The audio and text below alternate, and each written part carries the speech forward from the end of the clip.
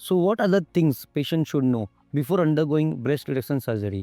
म्हणजे ही breast reduction surgery करण्याअगोदर पेशंटला काय गोष्टींची माहिती असायला हवी, पेशंटने काय चर्चा करायला हवी, याविषयी आपण चर्चा करूया. मी doctor Sachin Wagh, plastic and cosmetic surgeon, आणि आपण आज चर्चा करूयात की पेशंट्सला ह्या सर्जरी करण्याअगोदर कुठल्या गोष्टींची जाणीव असायला हवी. सर्वप्रथम, ब्रेस्ट रिडक्शन सर्जरी ही कॉस्मेटिक डे केअर प्रोसिजर आहे.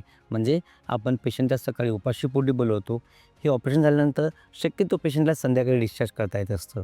मार्किंग्स खूप महत्त्वाचं आहे. आपण या मार्किंग्सविषयी बोलूया. म्हणजे ऑपरेशनच्या अगोदर सकाळी आपण पेशंट्सला बोलवून काही मार्किंग करतो. या मार्किंग ठरवतात की आपण एक्झॅक्टली कुठला टिश्यू काढायचा, कुठला टिश्यू ठेवायचा, आपल्या निपलची पोझिशन कशी असायला हवी, आपल्याला शेप आणि साईज किती येणार आहे. तर या मार्किंगद्वारे आपण या गोष्टी डिसाईड करत असतो. प्रोसिजर जनरली अंडर अनेस्थेशिया पूर्ण वूल देऊन 2 to 3 अवर्सची प्रोसिजर असते. आफ्टर 3 अवर्स आपण पेशंट्सला ओटीतनं बाहेर शिफ्ट करतो आणि संध्याकाळपर्यंत पेशंट बऱ्यापैकी अलर्ट अँड कॉन्शियस असतो. पोस्ट ऑपरेटिव्ह केअर म्हणजे ऑपरेशननंतर पेशंटला काय त्रास होणार आहे आणि काय काळजी घ्यायची आहे.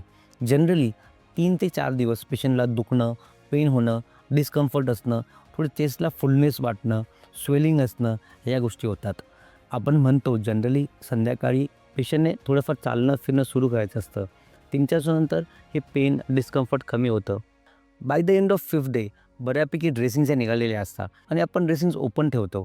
त्याला काही अँटीबायोटिकचे ऑइंटमेंट्स लावल्याने आपल्या जखमींची काळजी घेण्यात येते आणि काही स्पोर्ट्स बार वापरल्याने ह्या ओढलेल्या ब्रेस्ट टिश्यूला रिमोल्ड व्हायला हेल्प होत असते. So by the end of 3 weeks आपल्या जखमा भरलेल्या असतात आणि अंदाजे 3 महिने लागतात आपल्या ब्रेस्टला एक चांगला शेप येण्यासाठी, एक फायनल निप्पलची पोझिशन होण्यासाठी.